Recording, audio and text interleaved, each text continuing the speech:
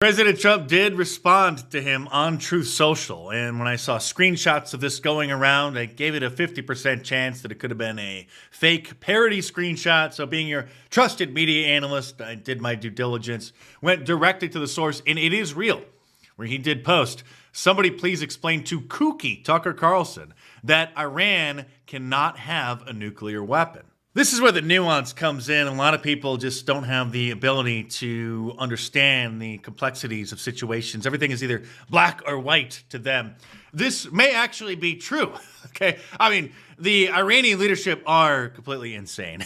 I don't even think they allow women to drive over there, force them to wear burqas everywhere. And so it is understandable that their enemies in the region, primarily Israel, doesn't want them to have a nuclear weapon. Now, would they be able to hit us with their nuclear weapon? No.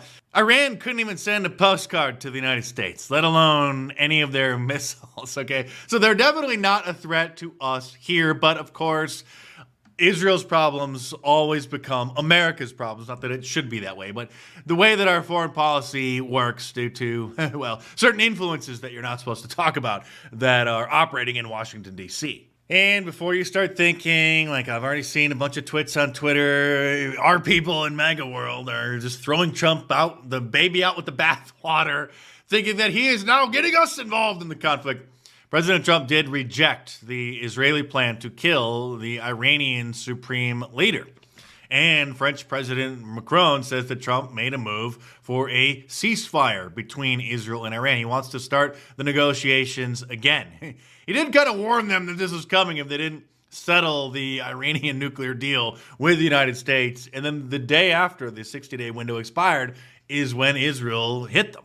And President Trump is telling our allies that the United States is not going to get involved unless Iran targets Americans, which is why we should be on the lookout for a false flag attack, which usually precedes just about every major military conflict and war in order to dupe the general public into supporting it. But President Trump, resisting getting involved, understands the mess that would create by us getting involved, and is hoping that we won't get involved. Of course, the media is spinning it like this. Trump says it's possible that the U.S. will get involved in the Israel-Iran conflict. Well, anything is possible, and as he said, as long as they don't target Americans. And even if they did, I highly doubt that it would be an Iraq situation, a foot invasion, a full-blown invasion.